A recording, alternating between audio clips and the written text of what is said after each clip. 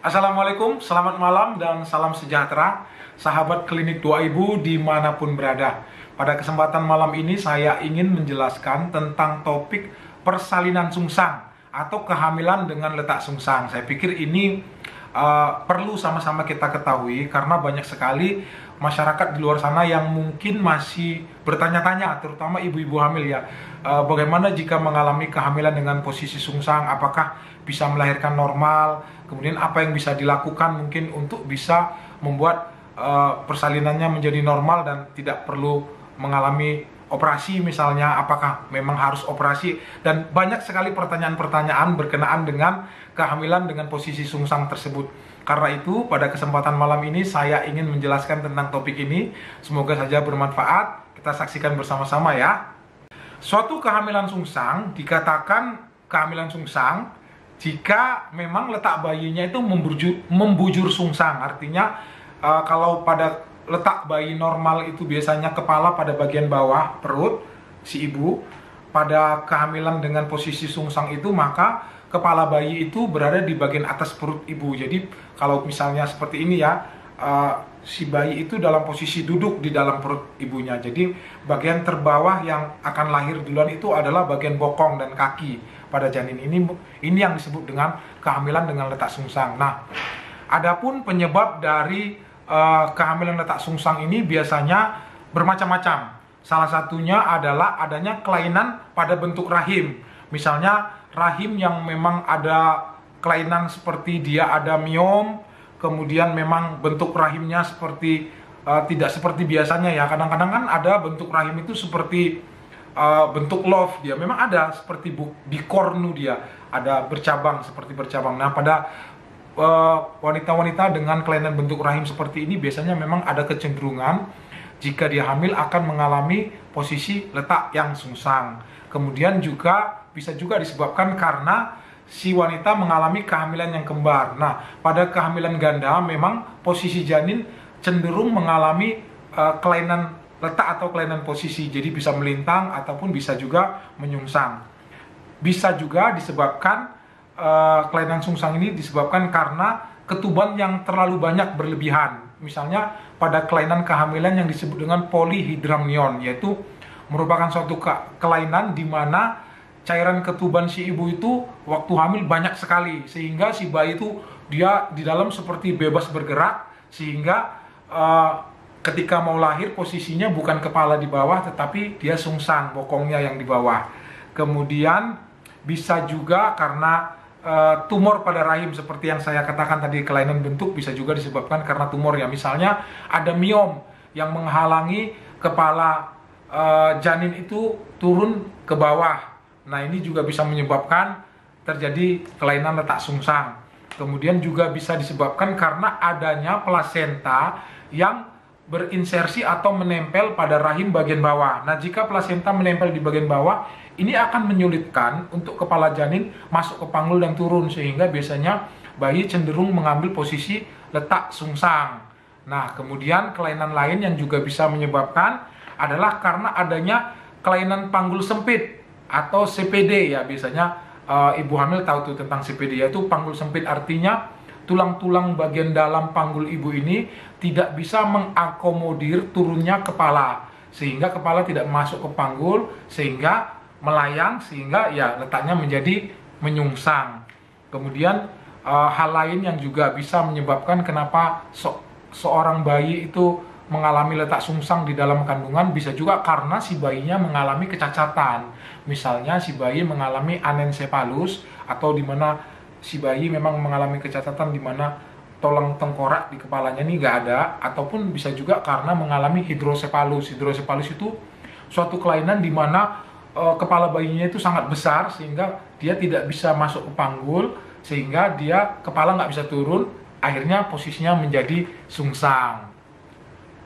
Nah, tanda dan gejala yang dapat kita dapatkan ketika kita menghadapi pasien yang mengalami kelainan letak sungsang ini adalah biasanya dengan dilakukan pemeriksaan USG, maka akan terlihat posisi janinnya itu memang sungsang, kepalanya di atas dan bokongnya di bawah. Kemudian pada perabaan, jika misalnya si ibu juga meraba, biasanya akan teraba bagian yang keras pada bagian atas dan dia seperti melenting gitu ya, karena kan kalau kita meraba bagian kepala dengan bagian bokong itu kan terasa berbeda dia. Biasanya kalau ibu yang sudah pernah hamil beberapa kali akan tahu itu bagaimana bedanya. Kemudian bagaimana kita melakukan penata laksanaan pada pasien yang mengalami letak sungsang. Nah, memang biasanya terutama pada dulu ya, ketika si ibu mengalami usia kehamilan 8 bulan, dilakukan pemeriksaan USG, didapatkan letak sungsang, yang pertama sekali harus dilihat itu adalah apakah ada kelainan yang lain. Kita kan tadi sudah katakan bahwasanya ada beberapa kelainan-kelainan yang biasanya menyertai kenapa seorang ibu mengalami kehamilan yang sungsang. Misalnya ada tumor kah, atau kelainan plasenta letaknya di bawah, atau macam-macam. Nah, kalau misalnya pada pemeriksaan ada kelainan letak seperti itu, kelainan yang didapatkan, biasanya memang kita akan merencanakan untuk melakukan tindakan operasi seksio sesaria. Nah, tetapi jika misalnya pada pemeriksaan evaluasi USG dan evaluasi pada ibu dan janin kondisinya sebenarnya baik-baik saja, tetapi memang letaknya yang menyungsang, maka dilakukan versi luar namanya. Tetapi yang perlu diingat, versi luar ini harus dilakukan oleh tenaga ahli yang memang berpengalaman dan dengan pengawasan yang ketat. Jadi jangan sampai melakukan versi luar itu oleh dukun. Ya, ini sangat bisa berbahaya. Bahayanya itu versi luar itu kan kita memutar bayi di dalam kandungan ya, dengan harapan yang tadi posisinya bokong di atas menjadi yang tadinya bokongnya di bawah, kepalanya di atas, jadi terbalik, jadi kepalanya di bawah dan bokongnya di atas. Nah, pada saat kita melakukan versi ini, ada beberapa komplikasi yang bisa terjadi jika tidak dilakukan oleh tenaga yang benar-benar ahli dan tidak diawasi selagi proses itu dilakukan. Jadi bisa terjadi cedera pada bayi, lepas plasenta itu bisa lepas, sehingga bisa terjadi kematian pada saat itu juga pada bayinya dan juga pada ibunya jika tidak dilakukan pertolongan. Karena itu versi luar ini memang dilakukan biasanya oleh tenaga yang ahli. Sekali lagi saya ingatkan, oleh tenaga yang ahli dan dengan pengawasan, dan biasanya harus di rumah sakit. Nah, jadi penata laksananya seperti itu. Jika tidak ada kelainan, kita bisa melakukan versi luar, kita rubah bentuknya. Tetapi jika kita dalam evaluasi memang adanya beberapa pertimbangan yang memang kita pikir mungkin akan sulit bagi kita untuk melahirkan normal, maka kita biasanya melakukan tindakan operasi seksio sesaria. Adapun beberapa pertimbangan itu biasanya adalah adanya tali pusat, biasanya bisa juga kita melihat ada tali pusat di bagian bawah janin. Jadi di bawah bokongnya itu ada tali pusat. Nah, pada kondisi seperti ini biasanya kita jangan melahirkan secara normal. Ini biasanya kita lakukan tindakan operasi. Kemudian jika misalnya kita sudah melakukan tindakan persalinan normal nih, walaupun letaknya sungsang, tetapi kalau ada kemacetan jangan dipaksakan. Karena letak sungsang ini biasanya kalau memang dia mau lahir normal dan memang bisa, dia akan lancar. Tetapi kalau ada kemacetan, jangan dikotak-katik, jangan dipaksakan, jangan diperlama atau dipersulit. Langsung saja putuskan jika memang terjadi kemacetan persalinan, putuskan untuk dilakukan tindakan operasi seksio sesaria. Kemudian satu lagi juga mungkin suatu kondisi di mana jika kehamilannya itu adalah bayinya masih prematur, biasanya kita juga cenderung untuk menganjurkan untuk dilakukan seksio sesaria. Karena memang bayi prematur itu biasanya, tapi bayi prematur yang memang kita harapkan hidup ya, artinya jangan kecil sekali. Kalau misalnya 8 on ke bawah ya janganlah dioperasi, kita normalkan saja karena harapan hidupnya juga kecil sekali. Tetapi kalau bayi prematur tetapi harapan hidupnya memang sudah lumayan besar, misalnya sudah 2 kiloan. Nah, ini kan biasanya kalau bayi prematur itu kepalanya lebih besar daripada badannya. Jadi kalau dia lahir sungsang, ketika pembukaannya belum lengkap, badannya, bokongnya sudah lahir, tetapi kepalanya belum lahir, dan dia bisa tersangkut karena kepalanya besar. Nah, ini bisa menyebabkan kematian pada janinnya. Karena itu pada bayi yang prematur sebaiknya dilakukan operasi seksio sesaria jika memang letaknya sungsang. Jadi saya pikir itu saja. Oh ya, satu lagi, kita tidak dianjurkan melakukan perangsangan persalinan. Nah, kadang-kadang kan ada itu yang masih berani melakukan perangsangan persalinan dengan drip oksitosin. Ada obat perangsang yang dimasukkan ke dalam infus untuk menimbulkan kontraksi. Nah, itu namanya drip oksitosin biasanya. Nah, ini pada kelainan letak sungsang tidak dianjurkan.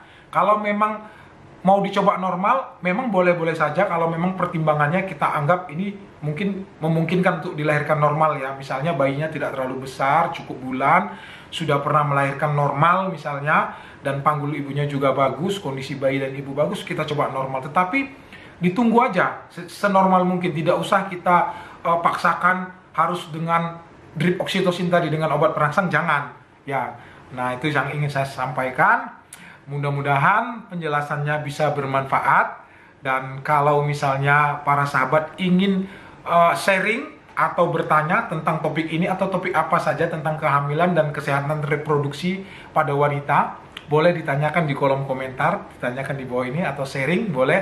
Nah, kita akan berdiskusi, dan semoga saja video ini bisa bermanfaat walaupun masih banyak kekurangan. Saya ngomongnya masih belibet karena waktu juga sudah malam sekali. Mohon maaf, saya memang sempatnya hanya malam hari untuk membuat video karena saya pagi sampai sore sampai malam kadang-kadang harus bekerja, dan jadi sudah jam-jam 11 atau jam 12 malam saya baru sempat membuat video. Jadi kalau ada kekurangan saya mohon maaf, tetapi saya akan berusaha untuk memperjelas. Jika ada memang belum terlalu jelas, boleh ditanyakan ya. Terima kasih sudah menyaksikan video ini sampai selesai. Saya akhiri dengan Assalamualaikum warahmatullahi wabarakatuh.